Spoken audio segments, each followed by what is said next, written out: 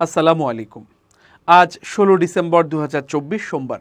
গৌরবান্বিত বিজয় দিবসের শুভেচ্ছা। শুরু করছি চেঞ্জ টিভি প্রতিদিনের গল্প অনুষ্ঠান। দর্শক, আপনাদের সঙ্গে রয়েছি আমি আবিদ আজম। শুরুতেই সংবাদ শিরোনাম। বাংলাদেশের বিরুদ্ধে ভয়াবহ হিংসা উস্কে দিলেন নরেন্দ্র মোদী। সেভেন সিস্টার্সে বাংলাদেশ ট্রানজিট না দেয়ায় কি হতে পারে? নির্বাচনের সম্ভাব্য তারিখ জানালেন ডক্টর মোহাম্মদ ইউনূস। এবার বিস্তারিত। বাংলাদেশের বিরুদ্ধে ভয়াবহ হিংসা উস্কে দিলেন ভারতীয় প্রধানমন্ত্রী নরেন্দ্র মোদী। ১৬ই ডিসেম্বর বাংলাদেশের বিজয় দিবস নিয়ে পোস্টে বাংলাদেশের নামই বললেন না মোদী।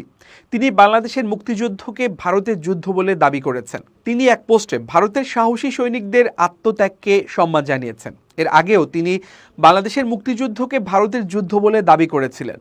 এ নিয়ে তীব্র সমালোচনার মুখেও পড়েছিলেন ভারতীয় প্রধানমন্ত্রী।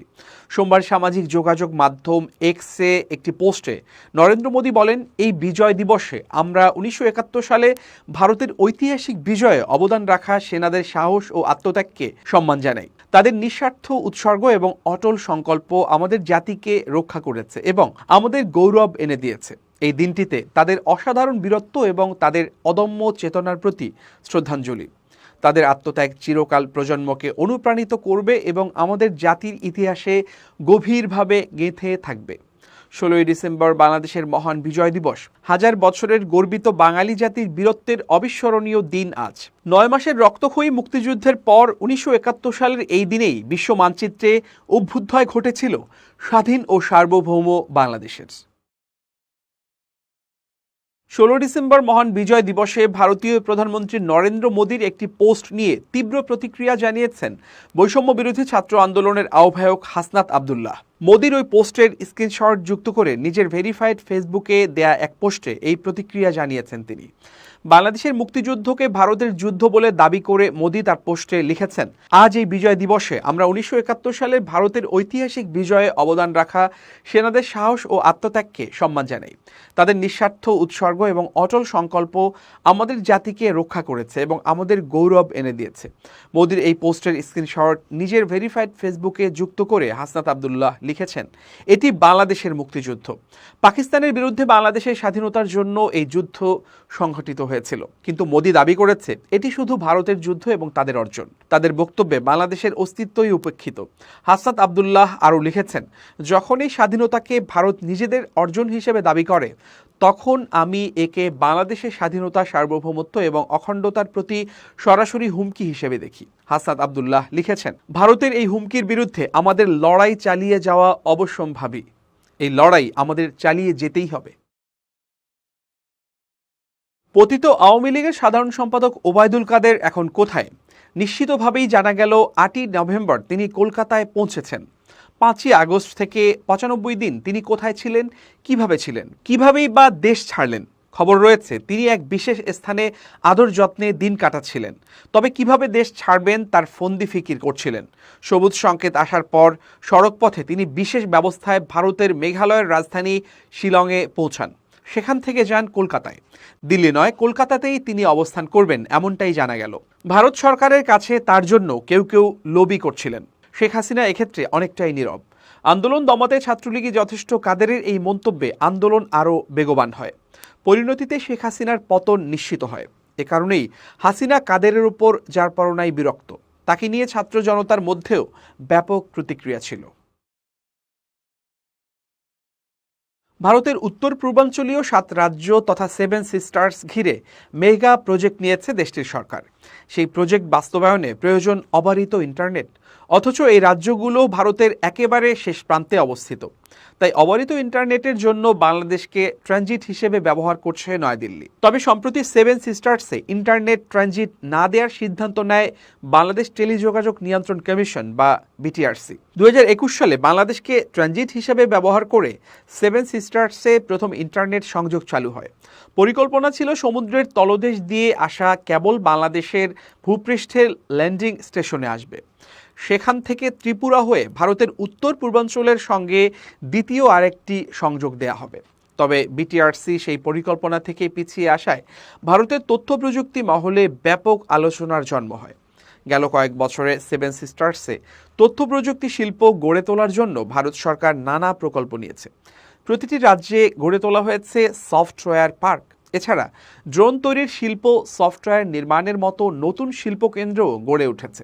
বাংলাদেশের ওপর দিয়ে ইন্টারনেট নেওয়া গেলে ত্রিপুরা, অরুণাচল প্রদেশ, আসাম, মিজোরাম, মণিপুর, মেঘালয় ও নাগাল্যান্ডে দ্রুত গতির ইন্টারনেট আরও ছড়িয়ে দেওয়া সম্ভব হতো। তবে ভারতীয় বিশ্লেষকরা বলছেন, বাংলাদেশ যদি সত্যি বাড়তি ব্রডব্যান্ড ইন্টারনেটের প্রস্তাবিত সংযোগটি না দেয়, তাহলেও উত্তর পূর্ব ভারতের তথ্য প্রযুক্তি খাতের উন্নয়নে বিশেষ প্রভাব পড়বে না। ব্যান্ডউইথের চাহিদা বাড়লে তা সামাল দেওয়ার জন্য নিজস্ব পরিকল্পনা অনেক বছর আগে থেকেই করা আছে। তাদের ভাষায়, বাংলাদেশের সঙ্গে প্রস্তাবিত ব্রডব্যান্ড সংযোগটি ছিল একটি বিকল্প মাত্র। তথ্য প্রযুক্তি খাতের স্থানীয় ব্যবসায়ীরা বলছেন, গেল এক দশকে রাস্তাঘাট সহ নানা পরিকাঠামোর যথেষ্ট উন্নতি হয়েছে। টাটা গোষ্ঠীর বিনিয়োগ এবং অন্যান্য তথ্য প্রযুক্তি প্রকল্পগুলো সেখানে বড়সড় বিনিয়োগ করছে। এখন সেখানে ব্যান্ডউইথের সমস্যাও নেই। তবে অদূর ভবিষ্যতের কথা ভেবেই সাবমেরিন ক্যাবলের মাধ্যমে বাংলাদেশের উপর দিয়ে এই ইন্টারনেট আনা হচ্ছিল বলে জানান তারা।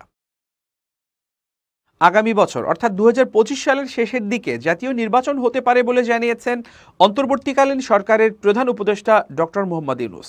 আর যদি এর সঙ্গে নির্বাচন প্রক্রিয়া এবং নির্বাচন সংস্কার কমিশনের সুপারিশের পরিপ্রেক্ষিতে ও জাতীয় ঐকমত্যের ভিত্তিতে প্রত্যাশিত মাত্রার সংস্কার যোগ করি, তাহলে অন্তত আরও 6 মাস অতিরিক্ত সময় লাগতে পারে বলে উল্লেখ করেন তিনি। মহান বিজয় দিবস উপলক্ষে জাতির উদ্দেশ্যে দেয়া এক ভাষণে এমন আশাবাদ ব্যক্ত করেন অন্তর্বর্তীকালীন সরকারের প্রধান উপদেষ্টা। সোমবার সকাল 10টায় বিটিভি ও বিটিভি ওয়ার্ল্ড একযোগে তার ভাষণ সরাসরি সম্প্রচার করছে। গত আগস্ট মাসে দায়িত্ব নেয়ার পর জাতির উদ্দেশ্যে এটি তার তৃতীয় ভাষণ। জাতির উদ্দেশ্যে ডক্টর মোহাম্মদ ইউনূস বলেন, এখন থেকে সবাই মিলে এমন একটা ঐতিহ্য সৃষ্টি করতে পারি যে স্থানীয় নির্বাচন সহ সব নির্বাচনে এবং সব কেন্দ্রে প্রথমবারের ভোটাররা 100% কাছাকাছি সংখ্যায় ভোটদান নিশ্চিত করবে। এটা নিশ্চিত করতে পারলে ভবিষ্যতে কোনো সরকার মানুষের ভোটাধিকার কেড়ে নেয়ার সাহস করতে পারবে না। ভাষণে ডক্টর ইউনূস বলেন, আমাদের সংস্কারের যে আকাঙ্ক্ষা সেটি বাস্তবায়নে প্রতিটি কমিশনই আমাদের জন্য গুরুত্বপূর্ণ। তবে নির্বাচন ব্যবস্থা সংস্কার ও সংবিধান সংস্কার কমিশনের কথা আমি একটু আলাদাভাবে বলতে চাই, কেননা এই দুটি কমিশনের সুপারিশের ওপর প্রধানত নির্ভর করছে আমাদের আগামী নির্বাচনের প্রস্তুতি ও তারিখ। প্রধান উপদেষ্টা বলেন, এ প্রসঙ্গে বড় খবর হলো প্রধান নির্বাচন কমিশনার সহ নির্বাচন কমিশন গঠন করা হয়ে গেছে। কমিশন দায়িত্ব গ্রহণ করেছে। এখন থেকে তাদের হাতে দায়িত্ব ন্যস্ত হলো ভবিষ্যৎ সরকার গঠন করার প্রক্রিয়া শুরু করার। তারা তাদের প্রস্তুতির কাজ শুরু করেছে। তাদের হাতে অনেক কাজ। তিনি বলেন, প্রথমে সবচেয়ে বড় কাজ ভোটার তালিকা হালনাগাদ করা। এটা এমনিতেই কঠিন কাজ, এখন কাজটা আরও কঠিন হলো এজন্য যে গত 3টা নির্বাচনে ভোটারদের অংশগ্রহণ করার সুযোগ ছিল না। ভোটার তালিকা যাচাই করার সুযোগ হয়নি কারো। গত 15 বছরে যারা ভোটার হওয়ার যোগ্য হয়েছে তাদের সবার নাম ভোটার তালিকায় তোলা নিশ্চিত করতে হবে। এটা একটা বড় কাজ। ছাত্র জনতার অভ্যুত্থানের পর এখানে গলদ রাখার কোনো সুযোগ নেই। দীর্ঘদিন পর এবার বহু তরুণ তরুণী জীবনে প্রথমবারের মতো ভোট দেবে। অতীতে তাদের সেই অধিকার এবং আনন্দ থেকে বঞ্চিত করা হয়েছিল। তাই এবারের নির্বাচনে তাদের ভোটদান একটি স্মরণীয় ঘটনা হয়ে থাকবে। এই অভিজ্ঞতাকে মসৃণ করার সমস্ত আয়োজন করতে হবে। প্রধান উপদেষ্টা বলেন, এবারের নির্বাচনে প্রথমবারের তরুণ তরুণী ভোটাররা শতকরা 100% কাছাকাছি সংখ্যায় ভোট দিয়ে একটি ঐতিহ্য সৃষ্টি করুক। নির্বাচন কমিশন এবং সব সামাজিক প্রতিষ্ঠান ও রাজনৈতিক দলের প্রতি আমার আহ্বান, সবাই মিলে আমরা যেন এই লক্ষ্য অর্জনে নানা প্রকার সৃজনশীল কর্মসূচি গ্রহণ করি। বিএনপির স্থায়ী কমিটির সদস্য মির্জা আব্বাস বলেছেন, এদেশের মানুষ ভোটের অধিকার চায়। আমরা দেখেছি, শুনেছি, ভোটের কথা বললে অনেকের মুখ বাঁকা হয়ে যায়। কিন্তু আমরা পরিষ্কারভাবে বলতে চাই, আমাদের নেতা তারেক রহমান বলেছেন, আমাদের আর কতদিন অপেক্ষা করতে হবে সেটা জানিয়ে দিন। আমরা অপেক্ষা করতে রাজি আছি। সংস্কার হবে, অপেক্ষা করব। কিন্তু যুগ যুগ ধরে এভাবে চলতে পারে না। সোমবার মহান বিজয় দিবস উপলক্ষে বিএনপির প্রতিষ্ঠাতা জিয়াউর রহমানের মাজারে শ্রদ্ধা নিবেদন শেষে এসব কথা বলেন তিনি। এ সময় মির্জা আব্বাস বলেন, আজকে দেশের অর্থনৈতিক অবস্থা খুবই খারাপ। দ্রব্যমূল্য বৃদ্ধির কারণে মানুষের নাভিশ্বাস উঠে গেছে। মানুষ বাঁচার আশ্রয় খুঁজছে। মানুষ কথা বলতে পারছে ঠিকই, কিন্তু মানুষের অভাবের তাড়না রয়ে গেছে। যতক্ষণ পর্যন্ত নির্বাচিত সরকার না আসবে ততক্ষণ পর্যন্ত এই সমস্যা সমাধান হবে না। তাই আমরা চাই এ সরকার নির্বাচনের রোডম্যাপ ঘোষণা করুক। বিএনপির স্থায়ী কমিটির এই সদস্য বলেন, একজন উপদেষ্টা কয়েকদিন পূর্বে বলেছেন, আমি তার জবাব দিতে চাই না। 53 বছর রাজনৈতিক নেতৃবৃন্দরা কি করেছে? আমরা বলতে চাই, আপনি রাজনীতি করেন না, সুতরাং রাজনৈতিক ব্যক্তি সম্পর্কে সম্মান দিয়ে কথা বলবেন। একজন রাজনৈতিক ব্যক্তি একদিনে তৈরি হয়ে যায়নি। দেশনেত্রী বেগম খালেদা জিয়া, তারেক রহমান, মির্জা ফখরুল ইসলাম কিংবা এখানে যারা দাঁড়িয়ে রয়েছেন তারা একদিনে তৈরি হয়নি। সুতরাং রাজনৈতিক ব্যক্তিত্বরা যা বলেন কথাগুলো বোঝার এবং মানার চেষ্টা করেন। কথা কখনোই মনে করবেন না যে আমরা ক্ষমতায় যাওয়ার জন্য লড়াই করেছি। ক্ষমতায় যাওয়ার কথা আমরা কখনো বলিনি, আজও বলিনি, কখনোই বলবো না। আমরা চাই জনগণের ভোটের অধিকার, আমরা চাই গণতন্ত্র।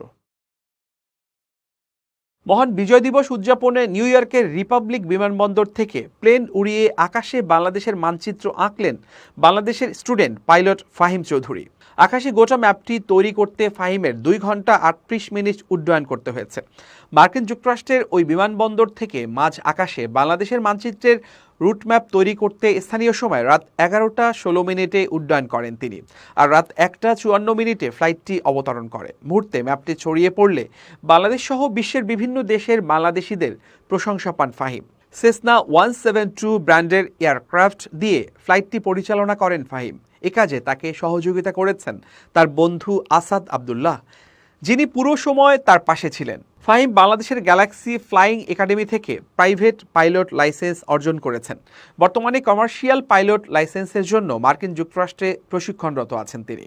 ফাহিম চৌধুরী গণমাধ্যমকে বলেন, বাংলাদেশের স্বাধীনতার 53 বছর পূর্তিতে একটি বিশেষ কাজ করার চিন্তা থেকেই এই ম্যাপটি তৈরি করেছি। ফ্লাইট রাডার ব্যবহার করে মানুষ অনেক ধরনের অদ্ভুত ও সৃজনশীল জিনিস আঁকে, যা দেখে আমি অনুপ্রাণিত হয়েছি। যেহেতু আমাদের দেশের ইতিহাস অনেক সংগ্রামী, তাই এই ম্যাপটি তৈরি করতে গিয়ে আমি চেষ্টা করেছি বাংলাদেশের স্বাধীনতার ইতিহাস এবং মুক্তিযুদ্ধের প্রতি শ্রদ্ধা প্রদর্শন করতে। ফ্লাইট রাডারের মাধ্যমে বিমানগুলোর রুট দিয়ে এমন একটি ম্যাপ তৈরি করা এক ধরনের নতুন অভিজ্ঞতা, যা দেশের প্রতি আমার ভালোবাসা ও শ্রদ্ধার প্রতীক হয়ে থাকবে। এবার খুব জরুরি 1 মিনিট জানাচ্ছেন ইউনেস্কো ক্লাব পুরস্কার বিজয়ী সাংবাদিক আমিরুল মোমিনিন মানিক। খুব জরুরি 1 মিনিটে প্রত্যেককে আমন্ত্রণ। আমার আজকের পরামর্শের শিরোনাম হচ্ছে, এভাবে না ওভাবে বলুন। আমরা অনেক সময় কি বলি, কাজটি করে দেব, দেখছি, হবে ভাই, অপেক্ষা করুন। কেউ যখন চাকরির প্রয়োজনে বা অন্য কোনো সাহায্যের প্রয়োজনে আপনার কাছে আসে, তখন যদি এই ধরনের কথা বলেন, তাহলে আপনি নিজেই বিপদে পড়তে পারেন। ধরুন 1 সপ্তাহ বা 1 মাস পরে ওই ব্যক্তিটি এসে আপনাকে বলল যে আপনি তো প্রতিশ্রুতি দিয়েছিলেন, আপনি করে দিতে চেয়েছিলেন, আপনি বলেছেন দেখবেন, আপনি বলেছেন হবে, কিন্তু হলো না, আপনি কেন করে দিলেন না? তার মানে আপনাকে তখন কথার জালে আটকে আপনাকে ছোট করে ফেলবে বা হেয় প্রতিপন্ন করবে। কিন্তু আপনি যদি বলেন যে ভাই, এই কাজটি নিয়ে এই মুহূর্তে ভাববার আমার সময় নেই, যদি সত্যিকার অর্থে আপনি না করতে চান, অথবা আপনি যদি বলেন যে এটা আমি চেষ্টা করব কিন্তু নাও হতে পারে, আপনি আশায় থাকবেন না, এভাবে বললে আপনি অবশ্যই কথার প্রতারণার ফাঁদে পড়বেন না। সুতরাং আসুন কথা বলার ক্ষেত্রে অনেক সতর্ক থাকি, নইলে কথার জটিল ফাঁদে যে কেউ পড়ে যেতে পারি এবং অপমান, অপদস্থ এবং হেয় প্রতিপন্ন হতে পারি। ভালো থাকবেন, শুভেচ্ছা নিরন্তর। এবার দেশের বাইরের প্রসঙ্গ। ভারতের ত্রিপুরা রাজ্যের মুখ্যমন্ত্রী অধ্যাপক ডাক্তার মানিক সাহা বলেছেন, ত্রিপুরা গোটা উত্তর পূর্ব ভারত এমনকি দক্ষিণ পূর্ব এশিয়ার গেটওয়ে হয়ে উঠবে। এ লক্ষ্যে কাজ চলছে। বর্তমানে বাংলাদেশের অভ্যন্তরীণ কিছু সমস্যার কারণে এ কাজ কিছুটা পিছিয়ে রয়েছে। আগরতলার খেজুর বাগান এলাকার গীতাঞ্জলি গেস্ট হাউসে এক আলোচনা সভায় প্রধান অতিথির বক্তব্যে তিনি একথা বলেন। তিনি আরও বলেন, বাংলাদেশের সঙ্গে আগামীতে সব সমস্যার সমাধান হবে। আশা করি ত্রিপুরা ও গোটা ভারতের সঙ্গে বাংলাদেশের সম্পর্ক আগের মতো উন্নত হবে। মানিক সাহা বলেন, দেশি বিদেশি পর্যটকদের আরও বেশি সুবিধা দেওয়ার লক্ষ্যে ত্রিপুরা সরকার পর্যটক পুলিশ চালু করার পরিকল্পনা করছে। কারণ পর্যটকদের ত্রিপুরা রাজ্যে আনার জন্য সব ধরনের সুবিধা ও বিশেষ করে নিরাপত্তা ব্যবস্থা সুনিশ্চিত করছে। প্রিয় দর্শক, শেষ করছি প্রতিদিনের গল্পের আজকের গল্প। changetv.press, বাংলাদেশের ইউটিউব জার্নালিজমের অগ্রদূত। ভিজিট করুন এর ওয়েবসাইট www.changetv.press, youtube.com/changetvpress এবং সাবস্ক্রাইব করুন চ্যানেলটি। নিয়মিত লাইক, কমেন্ট ও শেয়ার করে আপডেট রাখুন নিজেকে। ভালো থাকুন, নিরাপদে থাকুন, শুভেচ্ছা নিরন্তর।